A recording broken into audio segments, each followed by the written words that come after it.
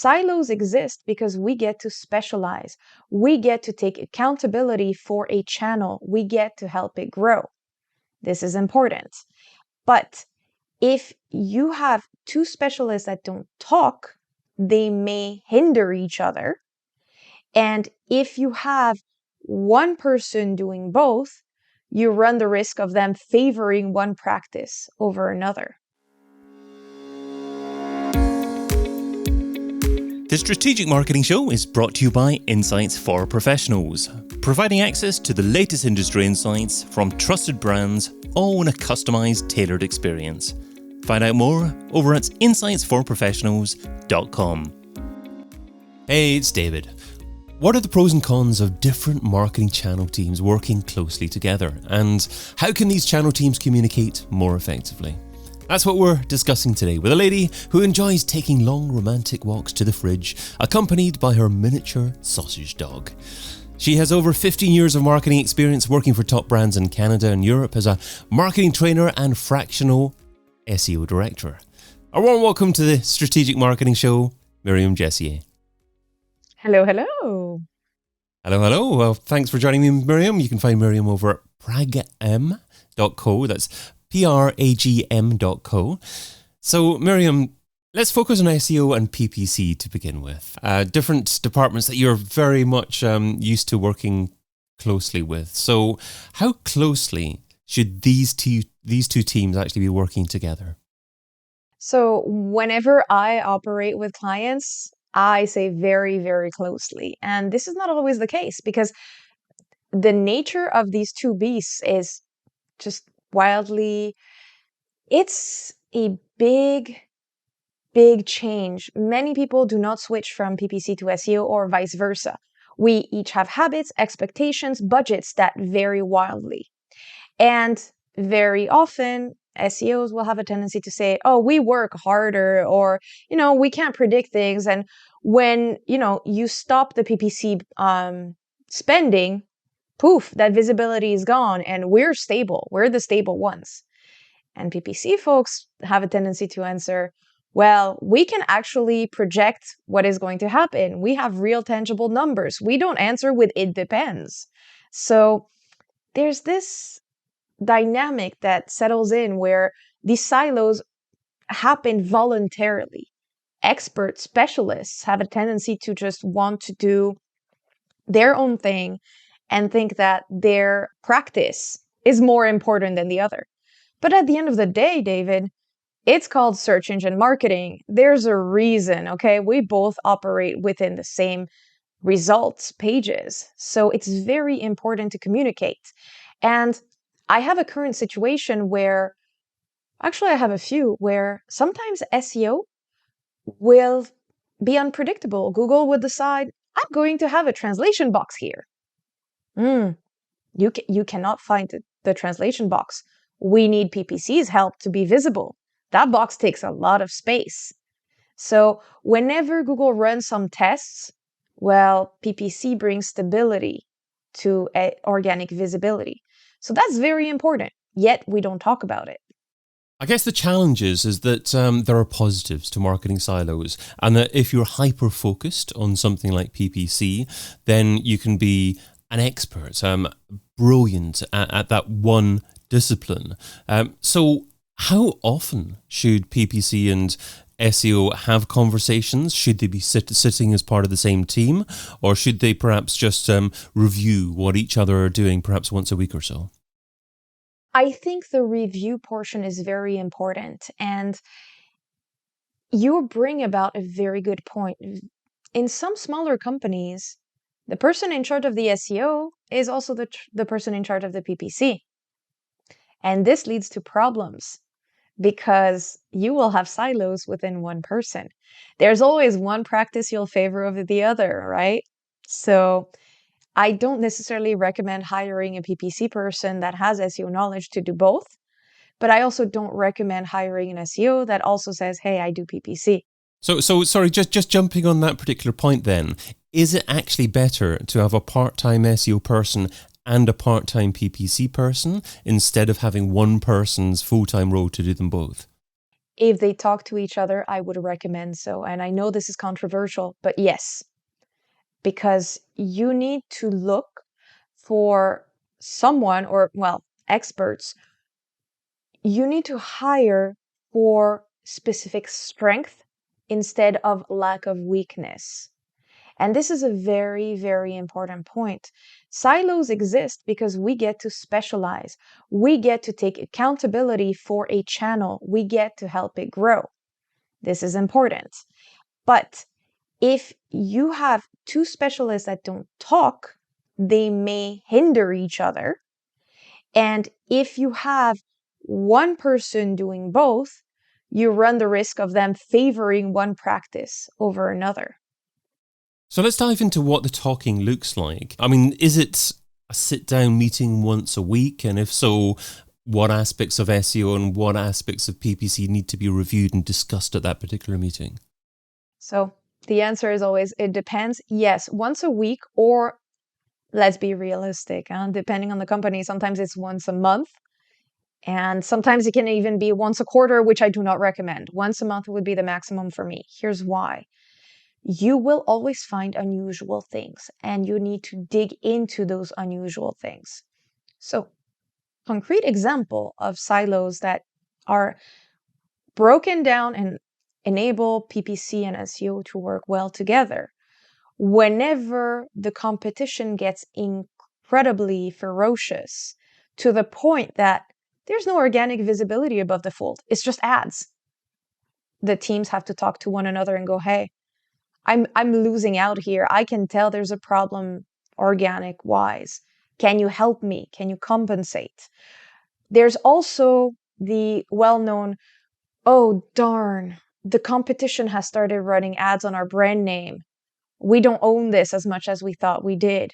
We need PPC to help. That's an example. Or vice versa. Hey, PPC is spending a lot of money on something that organically we're showing up first, and there are no ads. We're the only ones. We're competing against ourselves. Can I please reuse this budget for something else? So these are the conversations you should be having. Absolutely. And that's a tough conversation to have, isn't it? Because traditionally PPC like to spend on terms like brand that can convert quite heavily and they can demonstrate the effectiveness of what they're doing, but it's not necessarily the best use of their dollar. You bring an amazing point tied to silos. We like to be in our area of genius. We like to feel good. We like to feel efficient. We want to report that we are the best. And sometimes we take shortcuts for that. What do I mean by shortcuts? We will do things that make us look good, but that do not help the company overall.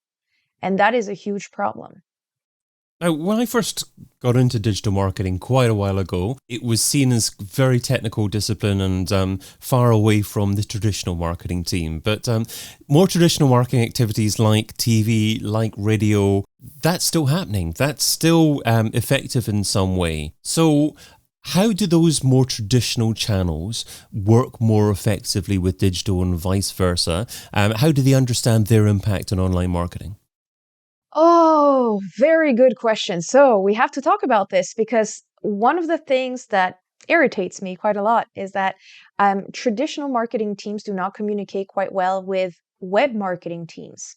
And this creates situations where you will stare, you will squint at Google Analytics going, why was there a spike here? What happened? How can I recreate it?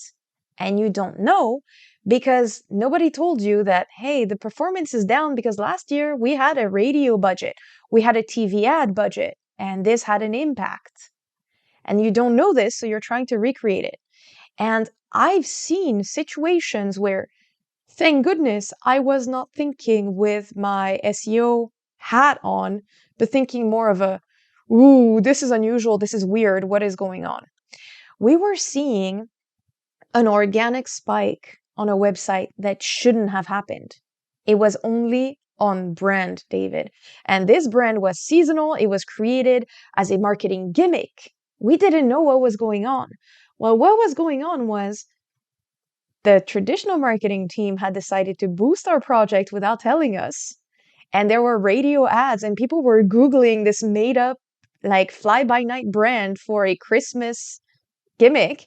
And I was seeing the results because when people are in their cars or in the bus, that little search bar, yeah, it they're not looking for the website, even though the TV ad or the radio ad says to do so. They're Googling. So if they Google, that falls into the organic channel.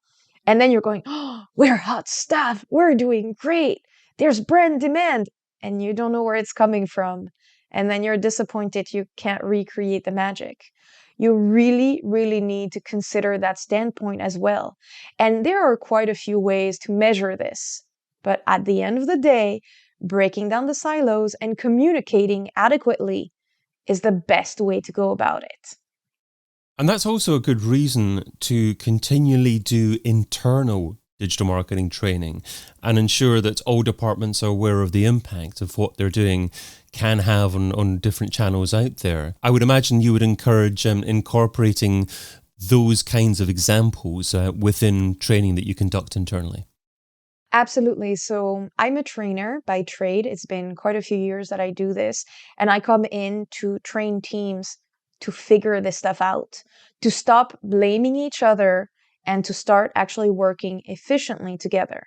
Because you can be the best specialist in the world. You can be as efficient as you want. You can have very clear roles and responsibilities, but you work within an ecosystem.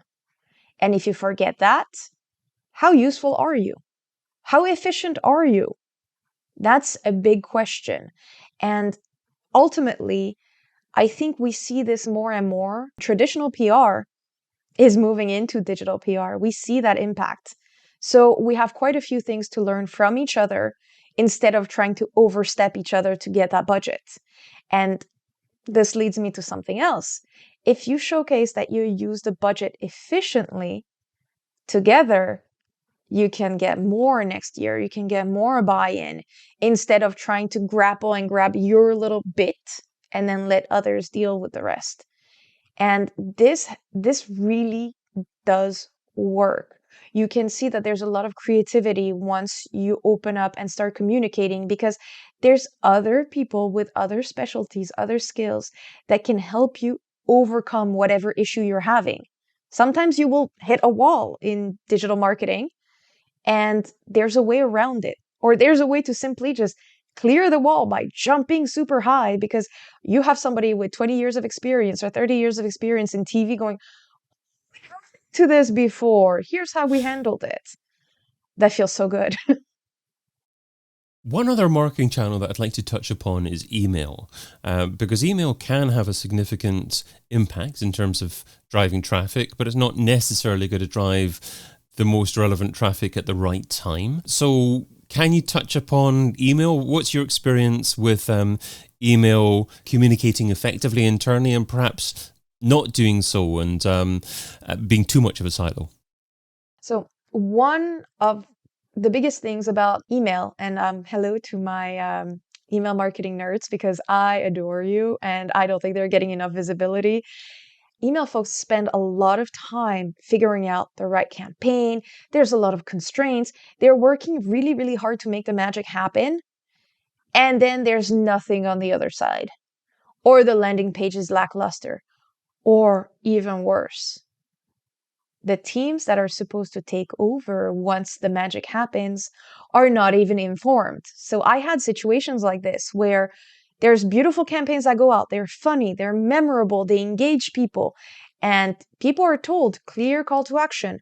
Go into any of our stores and just tell the cashier this, and you will be getting a surprise. Imagine customers saying, an Easter themed keyword and expecting fun, delightful stuff to happen. And then the cashiers are just like, yes, can I help you, random person? I have no clue why you're telling me this. What do you expect? You feel like a fool as a customer. And then the email team is like, it's been opened. We are getting feedback from social media that people are complaining. What's going on? Why are we not working together? I thought this was clear. We were doing this thing. Where did the communication breakdown happen? Well, it's because we work in silos, and it's because it's either a timing issue or someone on the other end did not prioritize this initiative, and you see it cost you money, but also brand reputation. This is not a good look. This is not a fun thing for the customer or the marketing team in charge of this. This is why silos can be devastating. So you've got a marketing director listening to this thinking, I'm thinking of restructuring my marketing department. I've got 100 marketers. I've got 10 different channels here. Instead of having 10 different teams of silos focusing on their individual tasks, why not actually have 10 different teams all focusing on a different project, but having a different person from each channel in that team? So having a PPC person, having an SEO person, having an email person, having all the different marketing channels within the same team talking to each other all the time. Would that be beneficial, or would that be detrimental to what they're trying to achieve? It really depends on who you are and also what your company culture is, because you would be kicking up the can in a different format in that case. Let me explain why. If you're unable to learn from your mistakes, if you're unable to learn from your successes from each project, how is that going to help? You need to ensure that communication happens, and it's very important to foster communication and collaboration instead of you need to be the star, you need to be the best at the expense of others. So one company that I really enjoy, the way they do this is it's not necessarily per project.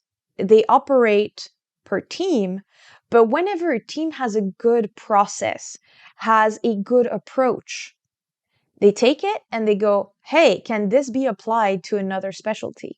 What can you do with this? Because it's been working really well for the other team. Can this be integrated?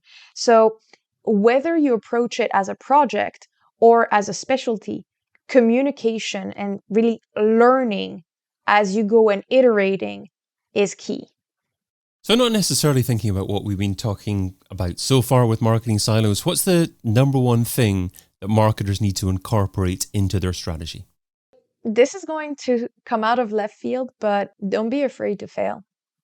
Have room to fail. Because if you expect excellence out of every turn, how can you stop innovating? You get scared. You don't take risks. You don't do anything because you're afraid and you're bound by the previous success. And in the worldwide economic, I can't call it a downturn. It's just unpredictable right now. How are you supposed to manage? How are you supposed to be flexible? How are you supposed to adapt if you're not, feeling like you have the ability to fail and learn from it? You can't. You will just keep going down, sinking, wondering why the old stuff is not working anymore. So this ties into silos as well. If the projects or the specialists are afraid and feel like they need to showcase that they're always the best, they will end up cannibalizing each other and hurting the company. So what does that look like practically? I mean, do you have something like 10% of your resources, your personnel, your budget, focusing on new ideas, new possibilities that haven't been tried before?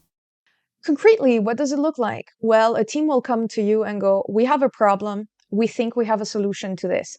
It's a hairy problem. Nobody wants to approach it, but we know it's there. Here's what we could do. So figure out what portion of your budget that looks like and figure out if you can afford to take that moonshot.